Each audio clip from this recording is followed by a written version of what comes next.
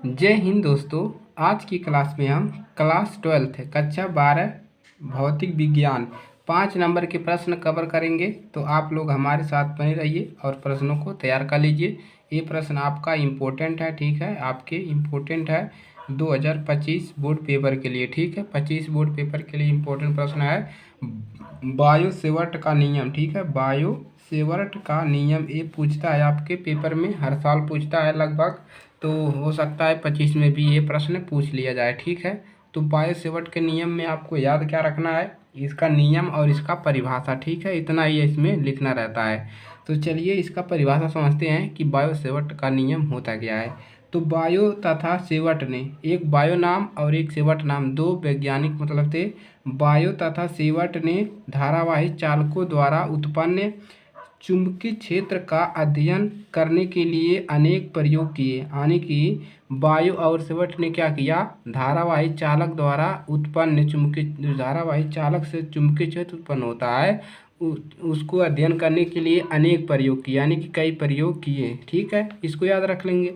अब लिखेंगे प्रयोगों के आधार पर उन्होंने बताया कि किसी धारावाही चालक की एक अल्पांश डेलियल के द्वारा उत्पन्न चुंबकीय क्षेत्र में किसी बिंदु P पर क्षेत्र का मान डेल बी न्यूनतम होता है, ठीक है, निम्नलिखित होता है, ठीक है, डेल बी निम्नलिखित होता है, निम्नलिखित बातों पर निर्भर करता है। तो इसके बाद आप लिखेंगे कि धारावाही चालक के एक अल्पांश डेलियल और डेल बी, इतना याद रखेंगे, ठीक है, बिंदु P पर क्षेत्र का मान, ठीक है, इतना आपको क्या करना है, याद करना है, ठीक है। अब इसमें आपको 4 केसेस याद करने हैं, ठीक है। चलिए पहला आपको इसमें याद करना है कि चुंबकीय क्षेत्र जो डेल बी होता है चालक में प्रवाहित धारा आई के अनुक्रमानुपाती होता है, यानी कि डेल बी जो होता है चालक में प्रवाहित धारा आई के किसके होता है, अनुक्रमानुपाती, यानी कि डेल बी बराबर अनुक्रमानुपाती होता है आई के, ठीक है, पहला इसको याद रखना है।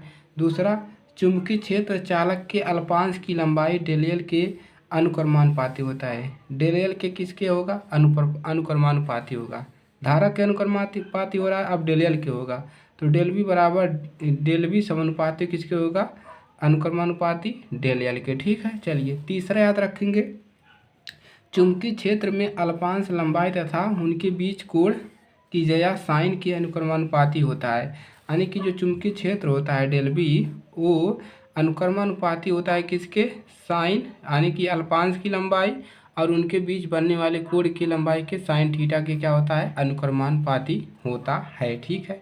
और चौथा पॉइंट याद रखेंगे कि चुंबकीय क्षेत्र बिंदु P की अल्पांश से दूरी के वर्ग के व्युत्क्रमानुपाती होता है। 3 आपको याद रखना है, अनुक्रमानुपाती, और एक याद रखना है व्युत्क्रमानुपाती होता है, यानी कि डेल बी जो होता है वो व्युत्क्रमानुपाती होता है 1/r² के, ठीक है, इसको याद रखेंगे।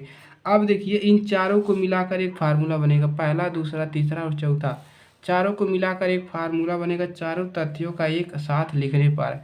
तो चारों तत्वों को जब एक साथ लिखेंगे तो फार्मूला बनेगा डेल बी समानुपाती होगा del B I del L sine theta upon r²। तो यही है आपका बायो सेवर्ट का नियम, ठीक है, यही क्या है आपका बायो सेवर्ट का नियम। यहाँ से चारों हेडिंग यानी कि चारों परिभाषाओं से आपको यहाँ से बायो सेवर्ट का नियम आपको यहाँ से मिल जाता है, ठीक है। तो सभी को याद रखेंगे। पहला क्या याद रखेंगे, डेल बी जो होता है धारा आई के अनुक्रमानुपाती होता है, उसके बाद डेल एल के अनुक्रमानुपाती, उसके बाद साइन के अनुक्रमानुपाती, और उसके बाद क्या होता है, दूरी के वर्ग के अनुक्रमानुपाती, ठीक है। चारों याद रखेंगे, आराम से याद हो जाएगा, ठीक है। चलिए तो आज के लिए सिर्फ इतना ही। वीडियो को शेयर करिए कि ज़्यादा से ज़्यादा अपने दोस्तों के पास, ताकि उनकी भी मदद हो सके, ठीक है। चलिए मिलेंगे नेक्स्ट क्लास में, तब तक के लिए जय हिंद जय भारत।